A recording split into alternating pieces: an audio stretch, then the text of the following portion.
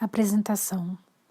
Edgar Allan Poe traz, através do conto Gato Preto, uma obra que tem por referência em sua narrativa obscura elementos profundos e arraigados em mensagens subliminares pela escolha dos elementos usados.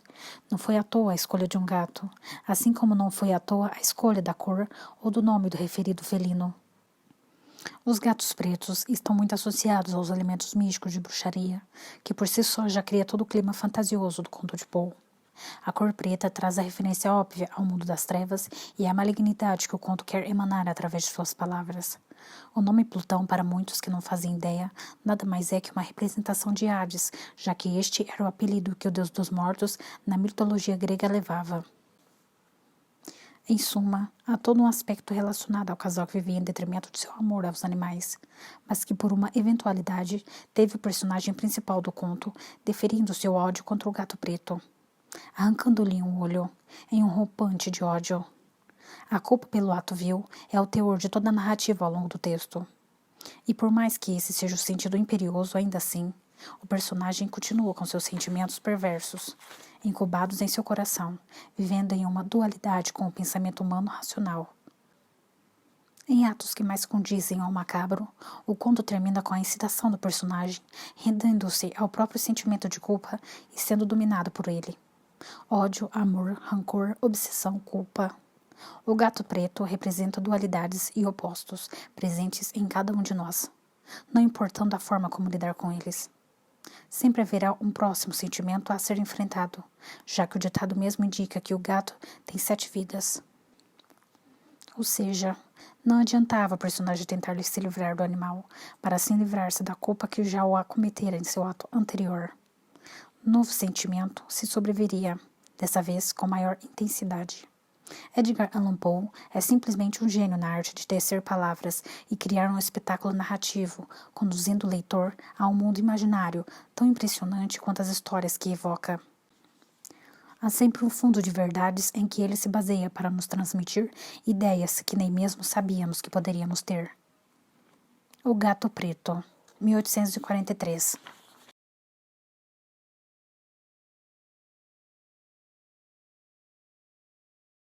O erro, a fragilidade, a fidelidade de afeição do simples homem. Edgar Allan Poe. Não espero nem peço que acreditem neste relato estranho, porém simples, que estou prestes a escrever. Louco seria eu se o esperasse, em um caso onde meus próprios sentidos rejeitam o que eles mesmos testemunharam. Contudo, louco não sou, e com toda certeza não estou sonhando. Meu propósito imediato é apresentar ao mundo, de maneira clara e resumida, mas sem comentários, uma série de simples eventos domésticos. As consequências desses eventos me aterrorizaram, torturaram e destruíram. No entanto, não vou tentar explicá-los. Em mim, eles representaram pouco a não ser horror. Mas para muitos talvez pareçam menos repugnantes e mais barrocos. Quem sabe um dia alguma mente racional reduza meu fantasma a um lugar comum. Alguma inteligência mais serena, mais lógica e mais bem menos sensível que a minha, que há de perceber, nas circunstâncias que relato com pavor, nada mais do que uma sucessão comum de causas e efeitos muito naturais. Desde a infância eu era notado pela doçura e pela humanidade de meu caráter. A ternura de meu coração era evidente, a ponto de fazer de mim objeto de gracejo de meus companheiros. Tinha uma afeição especial pelos animais, e fui mimado por meus pais com uma grande variedade de bichinhos de estimação. Passava a maior parte do tempo com eles, e nada mais me deixava mais feliz do que alimentá-los e acarinhá-los. Esse traço de meu caráter foi crescendo comigo, e na idade adulta fiz dele uma de minhas principais fontes de prazer. Aqueles que já experimentaram a afeição por um cão fiel e sagaz, dificilmente terei dificuldade em explicar a natureza ou a intensidade da satisfação que disso deriva. Há algo no amor abnegado e altruísta de um animal que fala diretamente ao coração daquele que tem a oportunidade frequente de provar da amizade desprezível e da frágil fidelidade do homem comum. Casei-me cedo e tive a sorte de encontrar em minha mulher uma disposição que não se contrapunha à minha. Ao observar minha queda por animais domésticos, não perdia a oportunidade de adquirir aqueles que mais me agradavam. Tivemos pássaros, peixinhos dourados, um cão maravilhoso, coelhos, um pequeno macaco e um gato. Este último era um animal notadamente grande e belo, todo preto e espantosamente esperto. Quando falávamos de sua inteligência, minha mulher, que no fundo era um tanto supersticiosa, fazia frequentes alusões à antiga crença popular, segundo a qual todos os gatos pretos seriam bruxas disfarçadas. Não que alguma vez ela tenha falado sério quanto a isso, e aqui aludia ao fato apenas por ter me lembrado dele nesse momento. Plutão, esse era o nome do gato. Era meu animal de estimação favorito e meu companheiro inseparável. Só eu o alimentava, e ele me seguia por toda a casa. Era difícil até mesmo impedir que me seguisse pelas ruas. Nossa amizade durou, dessa maneira, por vários anos, durante os quais meu temperamento e meu caráter em geral, por obra da intemperança demoníaca, e fico vermelha a confessá-lo, passou por uma alteração radical para pior. Tornei-me dia após dia mais melancólico, mais irritável, mais indiferente aos sentimentos alheios.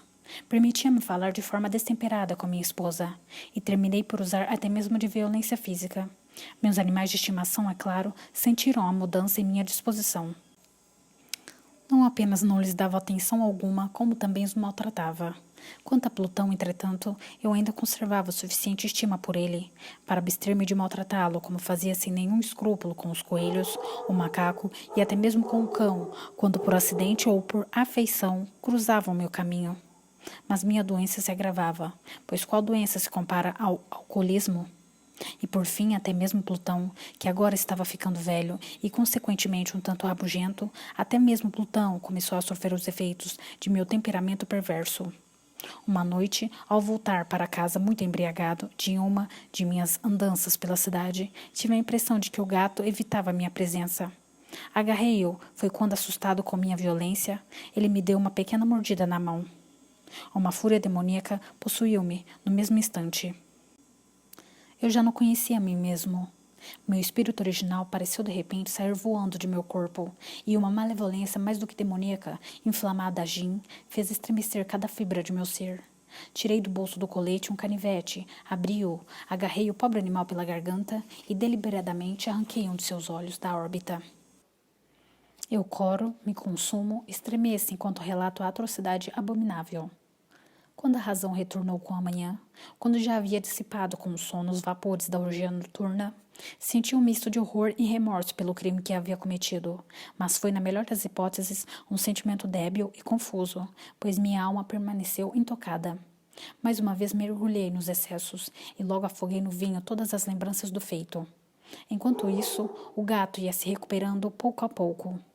A órbita do olho perdido exibia, é verdade, um aspecto assustador, mas ele não parecia mais sentir qualquer dor.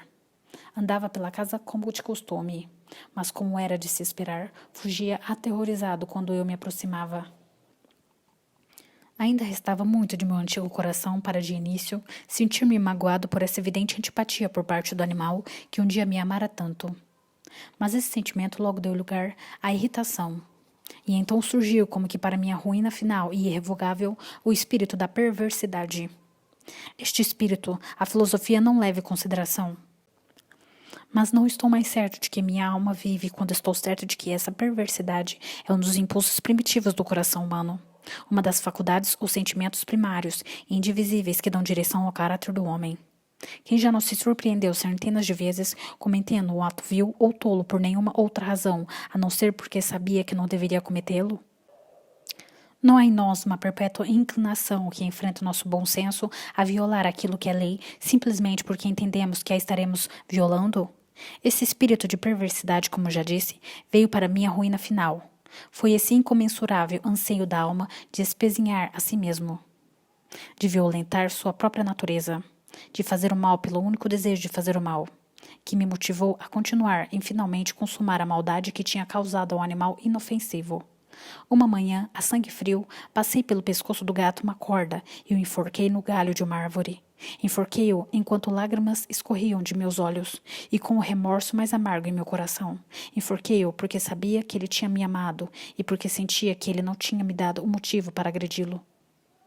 Enforquei-o porque sabia que, assim fazendo, estava cometendo um pecado mortal, que comprometeria então minha alma imortal e a colocaria, se tal coisa fosse possível, além do alcance da infinita misericórdia do Deus mais misericordioso e mais terrível. Na noite do dia em que cometi essa crueldade, fui acordado por um grito de fogo. As cortinas da minha cama estavam em chamas. A casa inteira ardia. Foi com grande dificuldade que minha mulher, uma criada e eu conseguimos escapar do incêndio. A destruição foi total. Toda a minha riqueza terrena fora consumida e desde então entreguei-me ao desespero. Não sucumbirei à fraqueza de procurar estabelecer uma relação de causa e efeito entre o desastre e a atrocidade. Mas estou relatando uma cadeia de acontecimentos e não quero deixar nenhum único elo solto. No dia seguinte ao incêndio, visitei as ruínas. Todas as paredes, com exceção de uma, tinham desabado. A exceção era uma parede divisória, não muito espessa, que ficava mais ou menos no meio da casa, e contra a qual se recostava antes a cabeceira de minha cama. O reboco, em grande parte, tinha resistido à ação do fogo, fato que atribuí à aplicação recente. Em frente a essa parede, uma grande multidão estava reunida e muitas pessoas pareciam examinar uma porção dela em especial com toda a minúcia e atenção. As palavras estranho, singular e outras expressões similares despertaram minha curiosidade.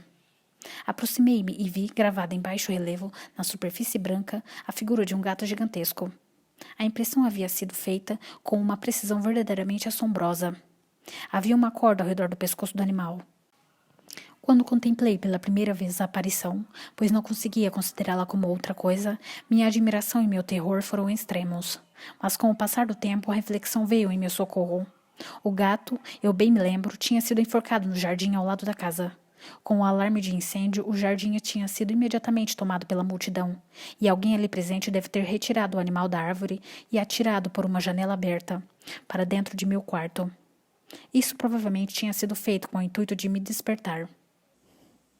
A queda das outras paredes deve ter comprimido a vítima de minha crueldade contra a massa do reboco recém-aplicado. A cal do reboco, juntamente com as chamas e o amoníaco da carcaça, deve ter produzido a imagem que eu acabara de ver. Embora dessa forma tenha prontamente satisfeito a minha razão, não posso dizer o mesmo quanto à minha consciência, pois o episódio estarrecedor que acabei de detalhar não falhou em deixar uma profunda impressão em minha imaginação. Por meses seguidos, não consegui me livrar do fantasma do gato, e durante todo esse período, voltava ao meu espírito um meio sentimento que parecia, mas não era, remorso. Cheguei até a lamentar a perda do animal e a procurar nos antros torpes que agora frequentava miúde por outro da mesma espécie e de aparência similar para substituí-lo. Uma noite, quando estava sentado já meio atordoado em um antro mais do que infame, minha atenção foi repentinamente atraída para um objeto negro que repousava sobre um dos imensos barris de gin ou de rum que constituíam a mobília principal do ambiente. Eu vim olhando para o alto daquele barril por alguns minutos, e o que agora me causava surpresa era o fato de não ter percebido antes o objeto que lá estava. Aproximei-me dele e o toquei com a mão. Era um gato preto, bem grande, tão grande quanto Plutão, que se parecia muito com ele sob todos os aspectos, a não ser por um. Plutão não tinha um único pelo branco no corpo, mas esse gato tinha uma grande mancha branca, embora indefinida, que cobria quase toda a região do peito.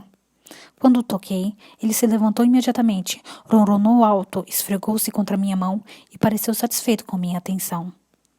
Essa então era exatamente a criatura que eu vinha procurando.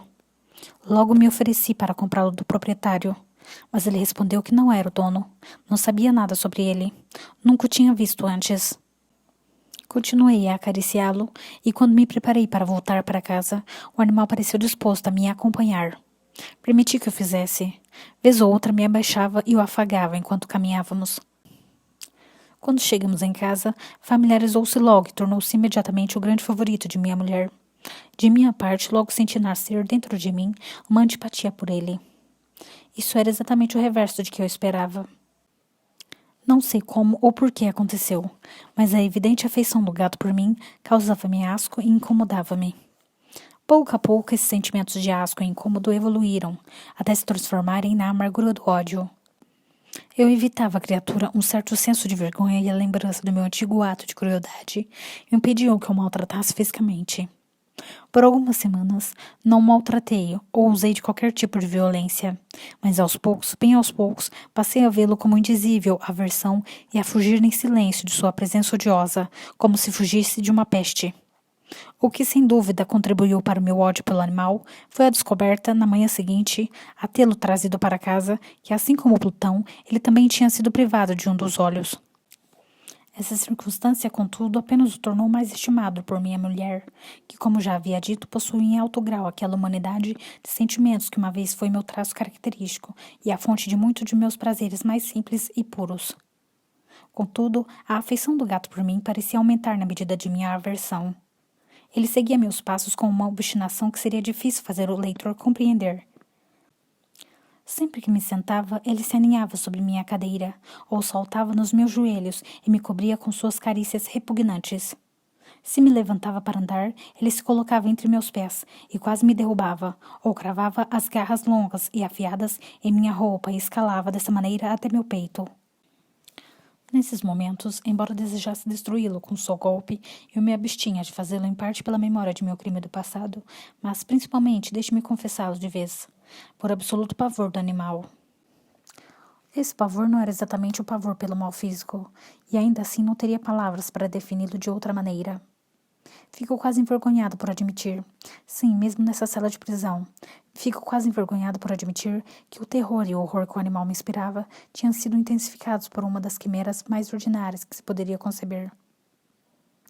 Minha mulher chamou minha atenção mais de uma vez para a forma da marca de pelo branco da qual lhes falei anteriormente, e que constituía a única diferença visível entre o animal forasteiro e aquele que eu tinha destruído. O leitor há de lembrar que essa marca, embora grande, era indefinida no princípio, mas aos poucos, em um grau quase imperceptível, e que por um bom tempo minha razão lutou para rejeitar, como sendo fruto da minha imaginação, a marca com o passar do tempo assumiu um contorno de rigorosa distinção. Era agora a representação de uma coisa que extremesse em nomear, e por isso, acima de tudo, eu abominava, temia e me livraria do monstro se pudesse me atrever. Era agora, digo a vocês, a imagem de uma coisa horrível, de uma coisa medonha, a imagem do enforcamento. Ah, triste e terrível, máquina de horror e do crime, da agonia e da morte. E agora eu estava de fato miserável, para além da miserabilidade humana. E um animal cujo semelhante eu tinha assassinado de uma forma tão desprezível, um animal causava a mim, um homem feito à imagem e semelhança de Deus, tanto desgosto insuportável. Ai de mim! Nem de dia nem à noite eu conseguia mais a bênção do repouso. Durante o dia, a criatura não me deixava sozinho por um único momento. E à noite eu acordava de hora em hora, com pesadelos aterrorizantes, para sentir em meu rosto o hálito quente da coisa. Um pesadelo encarnado que eu não tinha forças para espantar, e todo o seu peso jazendo eternamente sobre meu coração. Sob a pressão de tormentos como esses, os restos esfarrapados do bem que havia em mim sucumbiram. Pensamentos perversos tornaram-se meus únicos amigos íntimos, os pensamentos mais sombrios e mais perversos. O mau humor habitual de meu temperamento progrediu para o ódio. Ódio de todas as coisas e de toda a humanidade. Enquanto que minha esposa, que de nada reclamava, a Deus, tornou-se a mais habitual e mais paciente vítima das explosões repentinas, frequentes e ingovernáveis de fúria às quais eu agora me abandonara cegamente. Certo dia, ela me acompanhava em algumas incumbências domésticas, ao porão da casa velha em que nossa pobreza nos obrigava agora a morar. O gato me seguia escada abaixo, pelos degraus íngremes, e quase me fazendo cair de cabeça, levou-me à loucura. Levantei o machado e, esquecendo-me, em minha fúria do pavor infantil que até agora vinha detendo minha mão, desferi um golpe no animal que, por certo, teria sido instantâneo e fatal, se o tivesse acertado como eu desejava. Incitado pela interferência a uma ira mais do que demoníaca, retirei a arma de seu alcance e enterrei o machado no cérebro dela. Ela caiu morta aos meus pés, sem sequer gemer. Levado a cabo o monstruoso assassinato, entreguei-me de imediato e com toda a determinação à tarefa de ocultar o cadáver. Eu sabia que não poderia retirá-lo da casa, nem durante o dia nem à noite, sem correr o risco de ser observado pelos vizinhos. Vários projetos passaram pela minha mente. No primeiro momento, pensei em cortar o cadáver em pequenos pedaços e incinerá-lo. Depois considerei cavar uma sepultura para ele no chão do porão. Em outro momento, pensei em atirá-lo no poço do jardim, ou em colocá-lo em um caixote como se fosse uma mercadoria, tomando as medidas de costume, e então arrumar um carregador para tirá-lo da casa. Por fim, cheguei ao que considerei um expediente muito melhor do que todos os outros, e decidi emparedá-lo no porão, assim como se dizia os monges da Idade Média faziam com suas vítimas. O porão era bem adaptado a um propósito como este. As paredes eram construídas com material pouco resistente e tinham sido recém-rebocadas com um reboco rústico, que a umidade da atmosfera não permitiu endurecer. Além do mais, em uma das paredes havia uma saliência de uma falsa chaminé ou lareira que tinha sido preenchida e modificada para acompanhar o resto do porão. Não tive dúvida de que poderia retirar os tijolos daquele ponto com facilidade, colocar lá o cadáver e refazer a parede toda como antes, de modo que nenhum olho pudesse detectar nada suspeito. E nesses cálculos não estava enganado. Com a ajuda de um pé de cabra, retirei com facilidade os tijolos e, tendo colocado o corpo cuidadosamente contra a parede interna, escurei-o naquela posição, enquanto, sem muita dificuldade, recolocava toda a estrutura como antes estava disposta. Depois de procurar por argamassa, areia e crina, com toda a precaução, preparei uma massa que não se podia distinguir da antiga, e com ela fiz um novo trabalho de alvenaria. Quando terminei, fiquei satisfeito por tudo estar perfeito. A parede não apresentava o menor sinal de ter sido refeita. A sujeira no chão foi retirada com cuidado minucioso. Olhei ao redor triunfante e disse a mim mesmo, então pelo menos aqui meu trabalho não foi em vão. O próximo passo foi procurar a criatura que tinha sido a causa de tanta desgraça. Porque depois de tudo, eu estava firmemente decidido a colocar fim à vida do animal. Se naquele momento eu tivesse encontrado, não haveria dúvida quanto à sua sorte. Mas, pelo visto, o animal ardiloso ficou alarmado com a violência de minha ira e absteve-se de se fazer presente diante de meu humor no momento. É impossível descrever ou imaginar a sensação profunda e maravilhosa de alívio que a ausência da criatura detestada causou em meu peito. Ela não apareceu naquela noite, e assim por uma noite, pelo menos desde que se introduziu na casa. Dormi tranquilo e em paz. Sim, dormi, mesmo com o fardo do assassinato sobre minha alma. O segundo e o terceiro dia se passaram, e meu atormentador ainda não aparecera. Mais uma vez respirei como um homem livre. O monstro aterrorizado tinha fugido de casa para sempre. Eu não teria mais o que olhar para ele. Minha felicidade era suprema. A culpa por meu ato sombrio perturbava-me pouco. Fizeram algumas perguntas, mas elas tinham sido prontamente respondidas. Fizeram até mesmo uma busca, mas é claro, nada foi descoberto. Eu considerava garantida minha felicidade futura. No quarto dia, após o assassinato, um grupo de policiais bateu à minha porta, de forma bastante inesperada, e teve início a uma nova e rigorosa investigação no local. Contudo, seguro quanto à impenetrabilidade do esconderijo, não me senti nem um pouco constrangido. Os oficiais me convidaram a acompanhá-los em sua busca. Não deixaram nenhum canto ou vão sem examinar. Por fim, pela terceira ou quarta vez, desceram ao porão. Não tremi um só músculo. Meu coração batia calmamente, como o de alguém que dorme tranquilo. Andei pelo porão de um lado até o outro. Cruzei os braços sobre o peito e perambulei calmamente para lá e para cá. Os policiais estavam satisfeitos e já se preparavam para partir. O deleite em seu coração era forte demais para ser contido. Eu ardia para dizer-lhes ao menos uma palavra, como forma de triunfo, e para confirmar outra vez que tinham certeza de minha inocência. Cavalheiros, eu disse, por fim, enquanto o grupo subia os degraus, fico feliz por haver eliminado suas suspeitas. Desejo a todos saúde e um pouco mais de cortesia. A propósito, senhores, esta é uma casa muito bem construída. No afã de dizer alguma coisa com naturalidade, eu mal sabia o que estava dizendo. Devo dizer, uma casa de construção excelente. Essas paredes, vocês já estão indo, senhores? Essas paredes são bem sólidas. E então, no frenesi de minhas bravatas, dei uma batida forte com a bengala que segurava nas mãos naquela parte da alvenaria atrás da qual estava o cadáver da mulher do meu coração. Mas que Deus me proteja e me livre das garras do demônio. O eco de minha batida nem tinha acabado de soar quando uma voz respondeu de dentro da parede.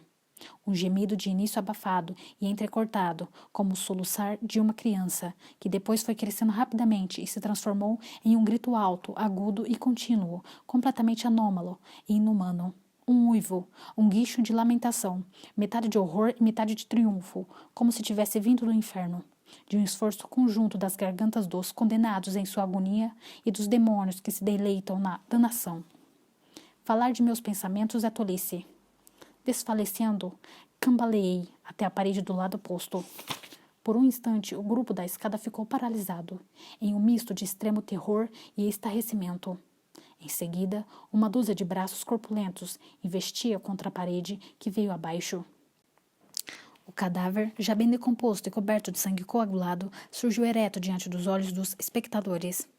Sobre a cabeça, com a boca vermelha escancarada e o olho solitário de fogo, estava sentada a criatura hedionda, cujos ardis tinham me seduzido ao assassinato e cuja voz delatora havia me condenado à forca. Eu tinha emparedado o monstro dentro da tumba.